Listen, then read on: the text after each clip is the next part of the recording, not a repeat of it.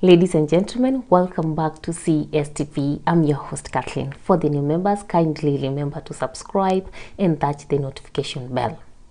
Now, the striker today leads us to Kamiti maximum prisons in Nairobi. And why? Because 3 terrorists have escaped the prison, and up to now they have not been found.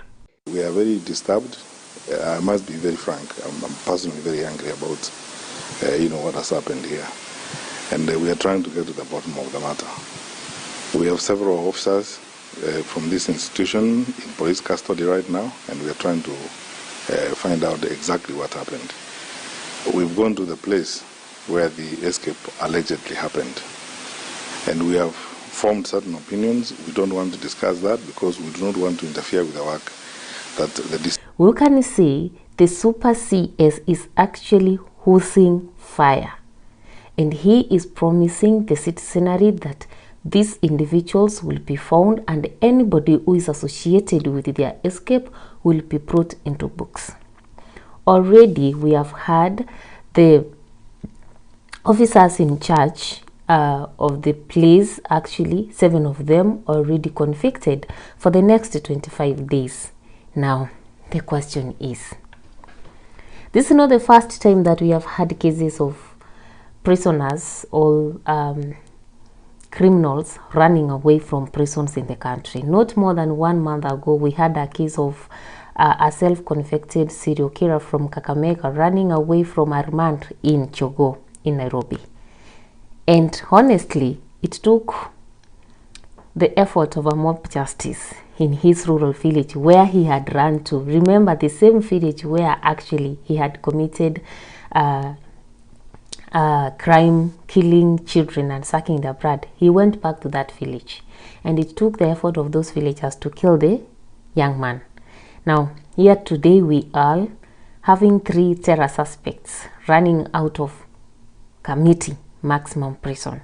For those who actually have had a chance to see or to go to visit Kamiti maximum prison, is one of the highly guarded, I think, prisons in the country. And now the escape of these young men raises the question on the integrity and the committed to work of our officers in charge of prisons in this country.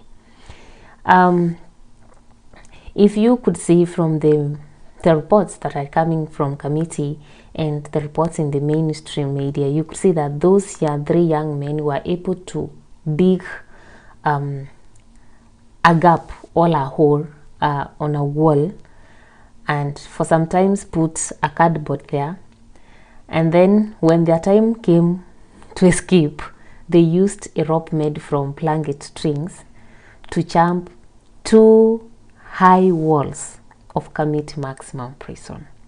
The question is, when all this was happening, does it mean that no prisons officer was able to notice, number 1, that there is a hole being dug, because the hole is dug from inside and from outside? Secondly, that no police officer had a commotion of people running away or people jumping the wall. And I'm also asking, if these people from inside didn't see these men jumping, does it mean that the officers who are at the surrounding, all the officers surrounding the walls of Kamiti from outside didn't see this actually prison, these terrorists jump the wall? To me, it only directs us to one thing, that there must be somebody within the police officers or the prison officers who actually facilitated the escape of these 3 individuals. And for me, it raises a question on our rehabilitation systems, and it also raises a question on the security of the Kenyan citizenry after maybe reporting a case and somebody has been convicted. Are we sure that once somebody has been convicted, he will serve his term, or he will not run out of that prison and come and harm the people in the society? Like right now, these 3 individuals are missing. Where are they? What are they planning?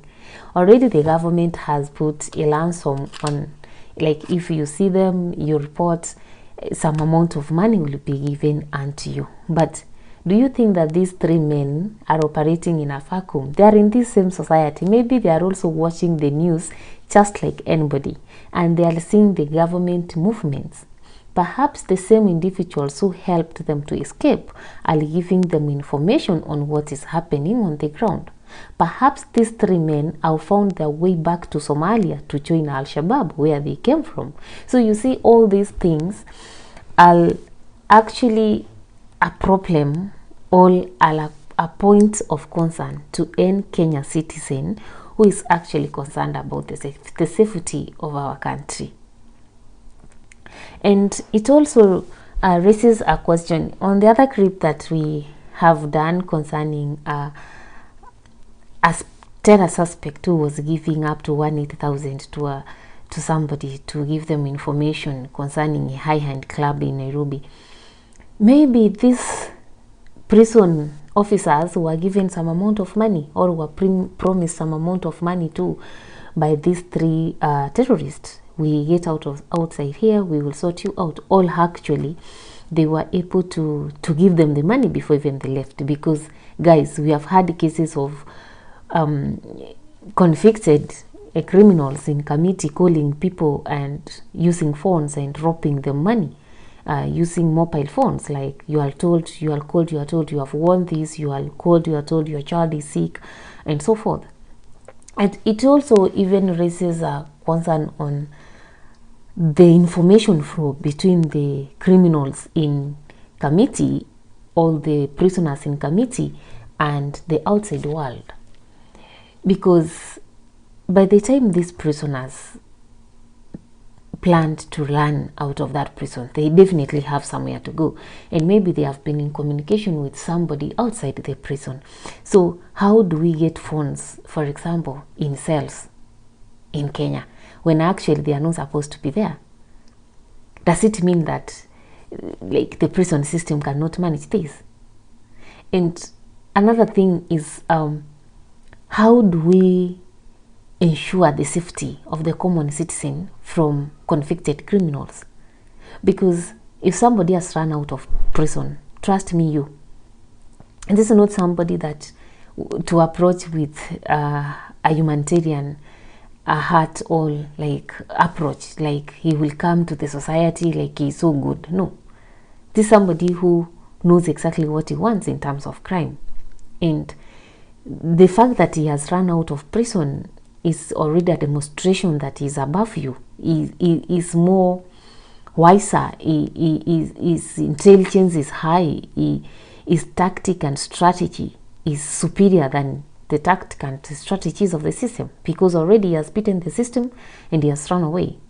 So my call to the prison commissioner and the prison service in Kenya is that there is a sense of laxity within the prison department, evident in the escape of high-end criminals from prisons and remands in the country. And honestly, something needs to be done. Maybe reshuffling needs to be done. Maybe people have to be evaluated, and that is, the officers need to be evaluated, and the integrity and commitment to the work revisited. Maybe we have officers who are cooperating with the criminals. We really need to do even live audits of these prison officers, because if we are going to convict criminals and then they are going to run out of the prisons that are highly regarded, it tells us that actually the Kenyan citizens are not safe at all. And finally, maybe a question that came into my mind: how do we deal with terrorists who have completed their jail term? For example, one of the individuals who ran away was convicted for 22 years. And I'm seated here, I'm saying maybe he's 20 years old. If you had 22 years, that is 42 years. So when he comes out of that prison, where does he go? Is he released to the society to go and join the rest of the people? Will he be released to the society and just he joins Al-Shabaab maybe as his member, because he's been already a member? So it's also a question that came into my mind, and maybe it's a question all of us should be able to ponder. I don't have the exact answer to that, but I am just wondering loudly. Otherwise, keep watch, know your neighbors very well, and be on the alert to report any malicious person or any suspected individuals that you see outside there, that in your estates, in your localities, that you think they are a security threat to the government, to the Kenyan citizens, and to Kenya in general. Otherwise, we meet next time in The Striker. Kindly keep subscribing.